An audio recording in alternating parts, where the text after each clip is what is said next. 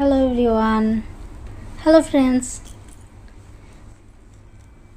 Channel এসএসের পক্ষ থেকে মালয়েশিয়ার কুয়ালালামপুর থেকে সবাইকে জানাচ্ছি আন্তরিক প্রীতি ও শুভেচ্ছা। আজ এসেছি একটা সাম্প্রতিক একটা বিষয়, যে বিষয়টা আমাকে খুব নাড়া দিয়েছে। তো সেই বিষয়টা নিয়ে আমি আসলে তোমাদের সাথে কিছু কথা শেয়ার করব। আশা করি তোমাদের ভালো লাগবে এবং কথাগুলো আমাদের দিনের যে ঘটনাটা আমাদের সাথে হয় সেই পুরোটা শোনার পর অবশ্যই তোমাদের ভালো লাগা মন্দ লাগা আমাকে কমেন্টসের মাধ্যমে জানাতে পারো।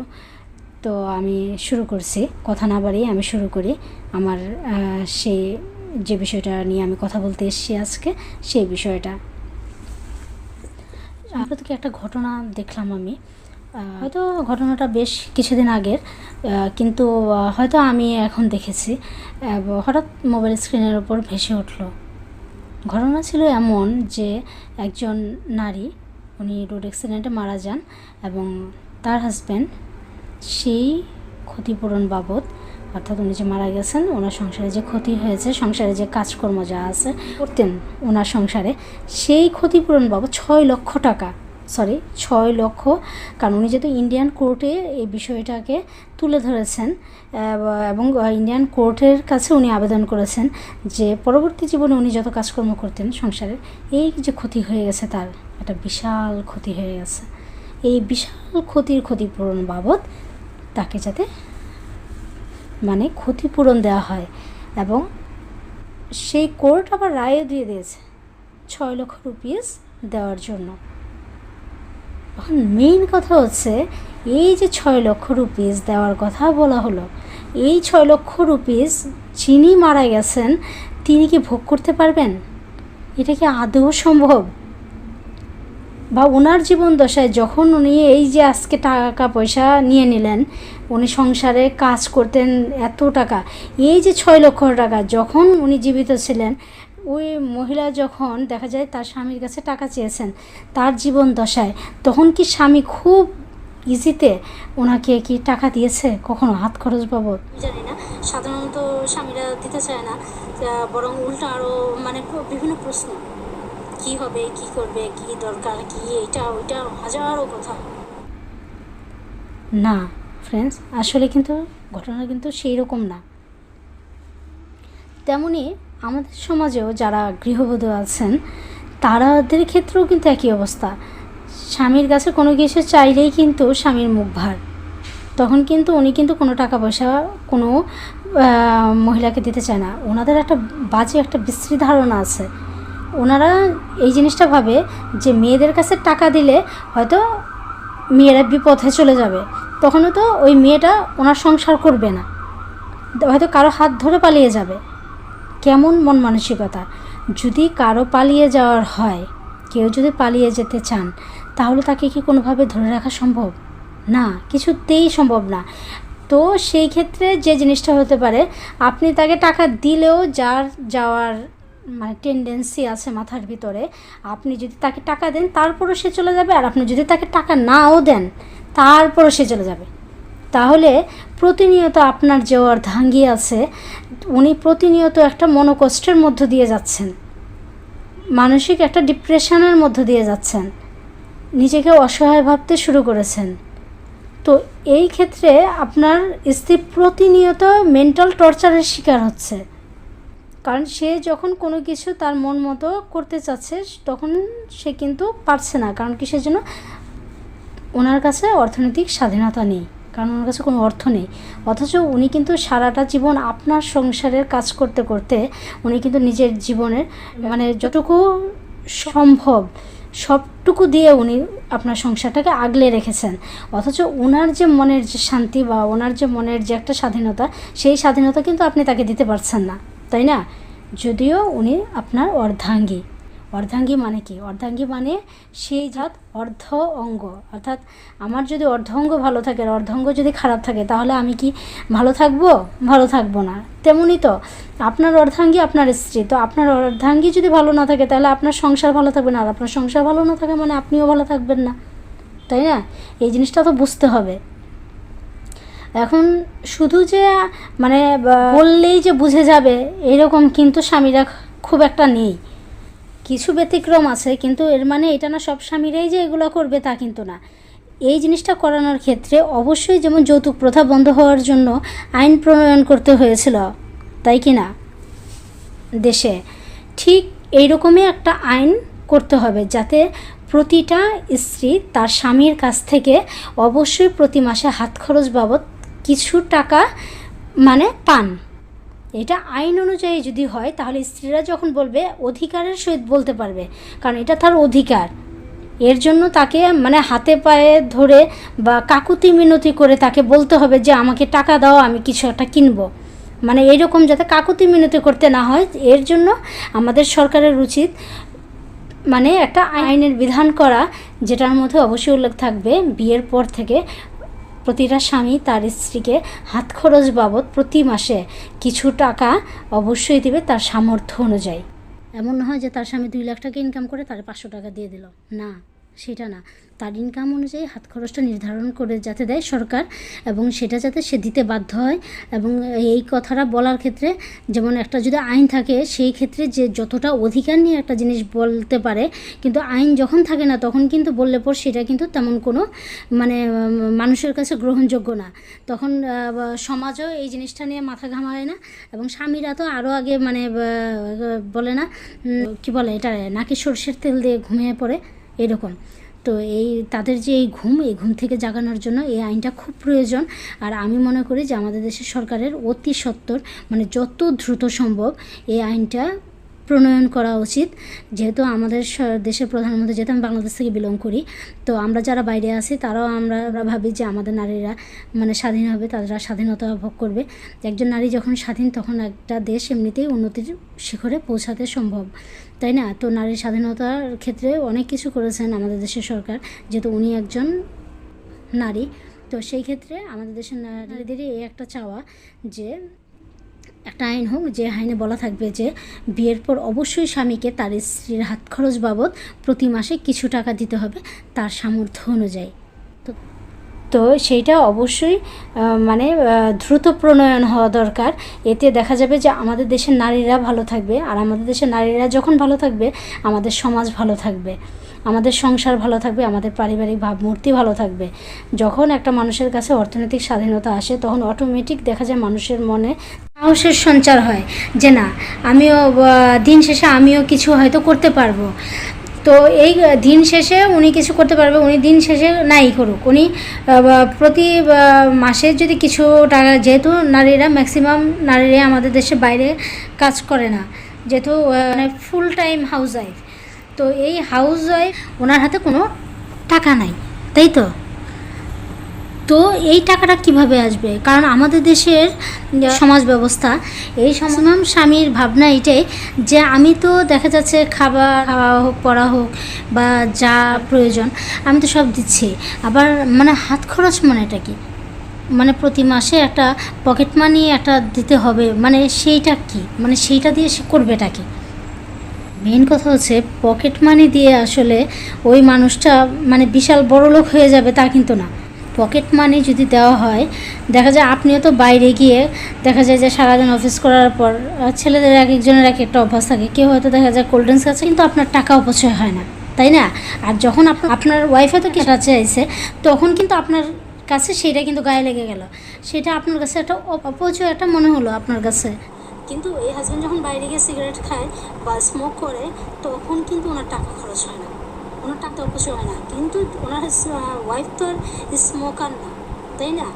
ওনার ওয়াইফ তো স্মোক করার জন্য তো টাকা চায় না, তো উনি হয়তো সামান্য কোনো কিছু কেনার জন্য হয়তো বা সাজের কোনো কিছু কিনবে বা কোনো কিছু খাওয়ার জন্য, ফুচকা চটপটে যাই হোক একটা কিছু, এগুলো খাওয়ার বা এগুলো কেনার জন্য উনি হয়তো টাকা চায়, বা বাইরে গেছে কোনো কিছু পছন্দ হয়ে গেছে ওইটা কেনার জন্য উনি হয়তো টাকা চেয়েছে, এইটাকে অপচয় মনে হয়। কিন্তু সিগারেটের পিছনে যে হাজার হাজার টাকা এবং বছর শেষে দেখা যায় যে কয়েক বছর শেষে দেখা যায় লক্ষাধিক টাকা যে চলে যাচ্ছে, সেইটা কিন্তু অপচয় হয় না। কখনো কি ভেবে দেখেছেন যে আপনি যখন কোনো কিছু মন মতো কেউ করতে যাচ্ছেন তখন আপনার একটা খুশি লাগে, কিন্তু আপনার ওয়াইফও তো একজন মানুষ, তাই না?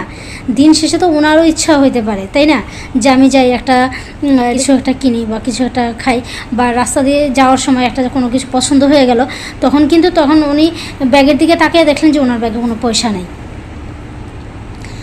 উনি কিন্তু কিনতে পারলেন না। ওনার কিন্তু প্রতিনিয়ত ওনার কিন্তু মন খারাপ হয়ে গেল যে আমি আজকে কিছু কিনতে পারছি না, কারণ কিসের জন্য? আমার হাতে টাকা নেই, আমি কোনো জব করি না।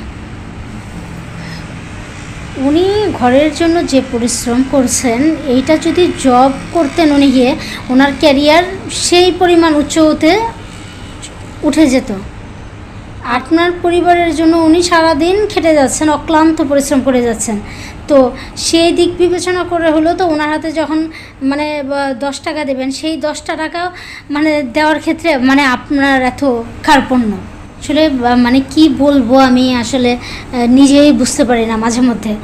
পর রাজনৈতিক স্বাধীনতা মানুষের সামাজিক মর্যাদা বৃদ্ধি করে, শুধু সামাজিক মর্যাদা না, আমার মনে হয় পারিবারিক মর্যাদা বৃদ্ধি করে। যখন আমাদের দেশের নারীরা হাত খরচ বাবদ কিছু টাকা প্রতি মাসে পাবে, তখন দেখা যাবে যে পরিবারের লোকজন যারা আছে এবং ওনার স্বামী বা ওনার পরিবারের যারাই আছে, সবাই তখন ওই নারীকে সম্মানের দৃষ্টিতে দেখবে এবং তাকে কেউ ফেলনা মনে করবে না। সবাই যে না, উনিও হয়তো আমাদের বিপদে পাশে দাঁড়াতে পারে।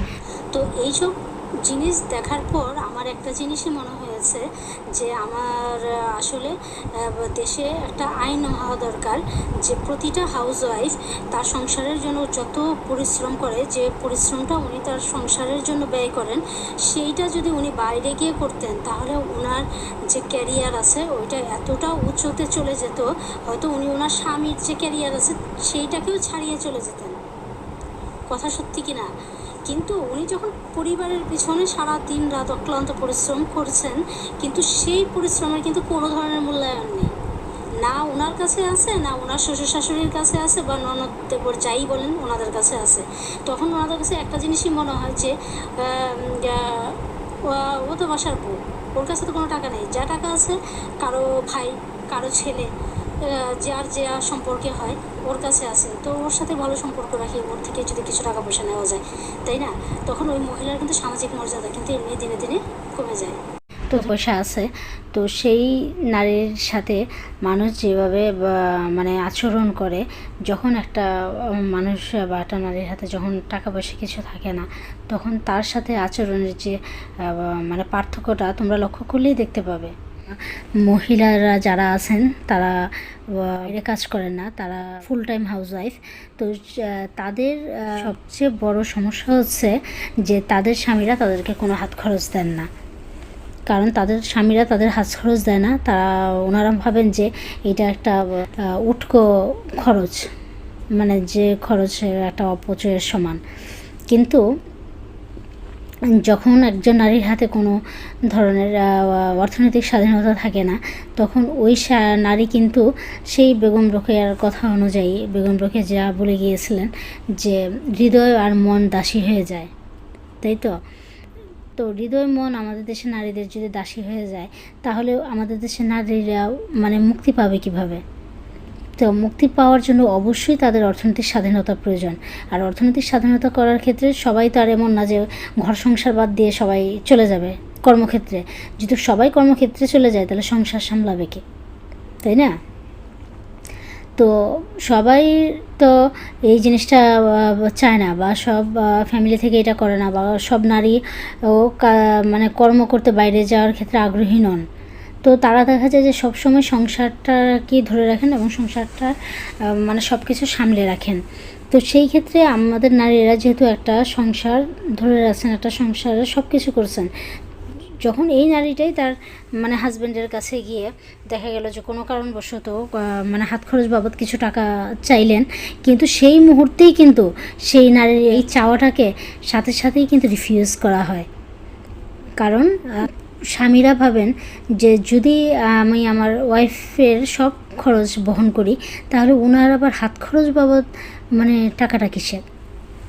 তাদের একটা এমন একটা অবস্থা, মনে কি উনি বুঝি আকাশের চাঁদ বুঝি হাতে চেয়ে ফেলেছে, এমন একটা অবস্থা। তো নারীদের হাতে যদি টাকা আসে বা টাকা হাত খরচ বাবদ প্রতি মাসে যদি প্রতিটা স্বামী যদি কিছু টাকা নারীদের হাতে দেয়, তাহলে কিন্তু সেই নারীটা কিন্তু তার যে ইচ্ছা অনুযায়ী কোনো কিছু কিনতে পারবে, বা এই টাকাটা জমিয়ে হয়তো বা স্বামীর কোনো বিপদেই হোক বা কোনো কিছু সম্পদ কেনার ক্ষেত্রেই হোক, উনি কিন্তু স্বাবলম্বী হতে পারেন, তাই না? উনি যে ঘরের কাজটা করছে, এই কাজটার কিন্তু মূল্য কিন্তু আজকালকার সমাজে কিন্তু অনেক। আপনি একটা যদি গৃহকর্মী খুঁজতে যান রাস্তায়, তো সেই ক্ষেত্রে 2টা কাজ করলেই দেখা যায় 5,000 6,000 চেয়ে বসে থাকে। তাহলে একটা নারী সকাল থেকে রাত পর্যন্ত ঘরের যাবতীয় কাজ উনি করেন। তাইলে টাকার মূল্যায়নে যদি বিচার করা হয়, একজন স্বামীর যে ইনকাম, সেই ইনকামের মানে একটা মিডল ক্লাস ফ্যামিলির একটা জব করা একজন মানুষের ক্ষেত্রে মানে উনি পুরো টাকাটা যদি দিয়ে দেয় স্যালারির, তারপরেও কিন্তু সেই নারীর যে পরিশ্রম, যে অবদান, সেটা কিন্তু কখনোই উনি মেটাতে পারবেন না। আমাদের নারীরা কিন্তু সেটা টুকটাক যদি খেতেও চায়, তো ওনার ইচ্ছা অনুযায়ী, হ্যাঁ তোমার কি ভালো লাগে আমাকে বলো, আমি বাইরে থেকে কিনে নিয়ে আসবো। তো তুমি যদি বাইরে থেকে কিনে নিয়ে আসো, তাইলে যিনি মানে করতে চাইছে বা যিনি খেতে চাইছে, উনি যে কেনার ক্ষেত্রে যে একটা আনন্দ বা নিজে কেনার ক্ষেত্রে যে একটা ঠিক যে শান্তি, উনি কি সেটা পাবেন? এটা কি সম্ভব? এতে প্রতিনিয়ত আমাদের দেশে যে নারীদের মানে মানসিকতা আছে, এটা দিন দিন কি হচ্ছে, বিপর্যস্ত হচ্ছে। তো এই বিপর্যয় রোধ করা দরকার। এবং যখন নারীর হাতে টাকা থাকবে বা হাত খরচ বাবদ কিছু পাবে, তখন কিন্তু যে অন্যান্য সদস্যরা আছে শ্বশুরবাড়ির, সেই মানুষগুলিও কিন্তু সেই নারীকে মূল্যায়ন করবে। তো শুধুমাত্র হাত খরচ যে তার স্বাধীনতাই এনে দেবে বা তার মানসিক শান্তি, অবশ্যই মানসিক শান্তি তো অবশ্যই পাবে যদি ওনার হাতে আসে, তাহলে তো উনি সবসময় একটা ভাবতে পারবে যে না, আমার কাছে কিছু আছে, আমি যেটা দিয়ে আমি চলতে পারবো, যেটাতে আমি সব কিছু করতে পারবো। যেতে উনি যেরকম ভালো থাকবে, ওনার মন মানসিকতা যেরকম ভালো থাকবে, ঠিক সেমনি পরিবারের যে অন্যান্য সদস্যরা আছে, ইনফ্যাক্ট ওনার যে হাজব্যান্ড আছে, উনিও ভাববে যে আমার ওয়াইফের কাছে প্রতি মাসে যেহেতু আমি কিছু টাকা পয়সা দিচ্ছি, উনি হয়তো কিছু টাকা পয়সা রাখবে, সেখান থেকে রেখেছে বা রাখছে, যেটাতে আমি ভবিষ্যতে কোনো কিছু করতে পারবো। যদি বিপদে পড়ি, উনি আমার পাশে সে দাঁড়াতে পারবে।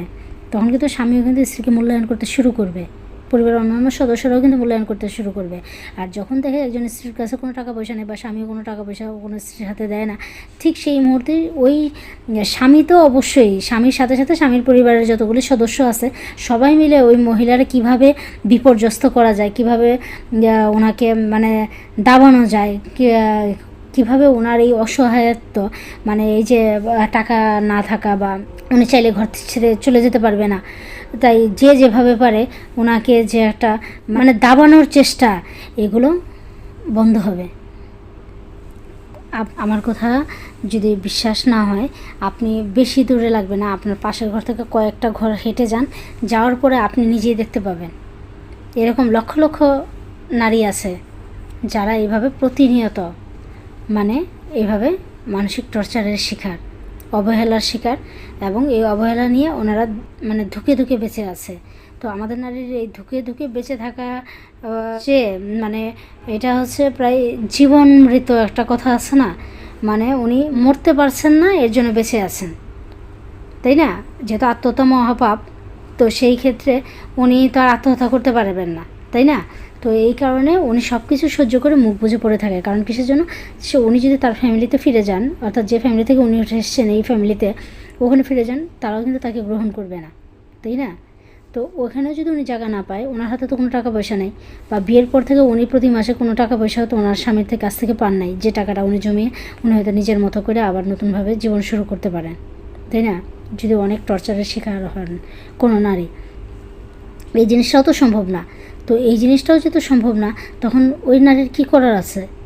উনি এইভাবেই অত্যাচার অবিচার সহ্য করে মুখ বুজে স্বামীর সংসার করে যাচ্ছেন। একজন না, বহু নারী আছে। তাই আমার যে আমাদের সরকারের এদিকে অবশ্যই মানে দৃষ্টি স্থাপন করা উচিত, এদিকে নজর দেওয়া উচিত। বাকিটা মেয়ে যাতে বিয়ের পরে তার স্বামীর কাছ থেকে খরচ বাবদ প্রতি মাসে একটা অ্যামাউন্ট পান এবং সে যেটা দিয়ে উনি ওনার ইচ্ছে মতো কোনো কিছু করতে পারেন, তাই না? অবশ্যই স্বামীর সামর্থ্য অনুযায়ী। এবং সেই আইনটা দ্রুত প্রণয়ন হওয়া দরকার। এতে আমাদের দেশের নারীরা ভালো থাকবে, আর আমাদের দেশের নারীরা ভালো থাকলে আমাদের সমাজটা ভালো থাকবে। ধরনের পরিস্থিতি থেকে আমাদের নারীরা বেরিয়ে আসতে পারবে।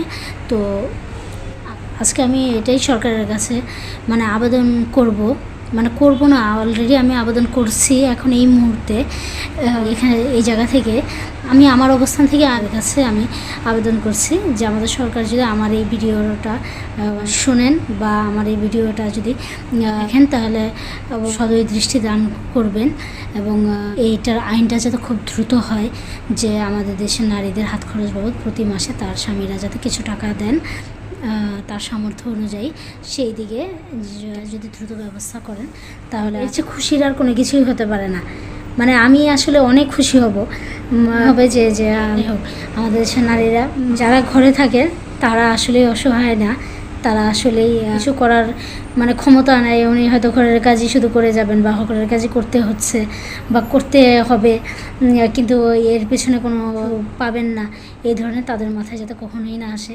তারাও যাতে অর্থনৈতিকভাবে কিছু একটা করতে পারেন এবং কিছু টাকা পয়সা নিজের হাত খরচ বাবদ কিছু টাকা পয়সা পাওয়ার পরে উনি হয়তো কিছু টাকা হয়তো রেখে দেবেন ওনার ভবিষ্যতের জন্য, এবং বা উনি এটাতে কোনো একটা কিছু করতে পারবেন বা কোনো কারণে যদি তার হাজব্যান্ডই যদি কোনো বিপদে পড়েন তো সেই মুহূর্তে যাতে উনি এসে বলতে পারেন, আচ্ছা ঠিক আছে তুমি ভেবো না, আমি তো আছি, আমাকে তুমিই তো দিয়েছিলে কিছু, তো সেখান থেকেই আমি রেখে দিয়েছি কিছু, তো আজ সেইটা দিয়ে না হোক কোনো কিছু।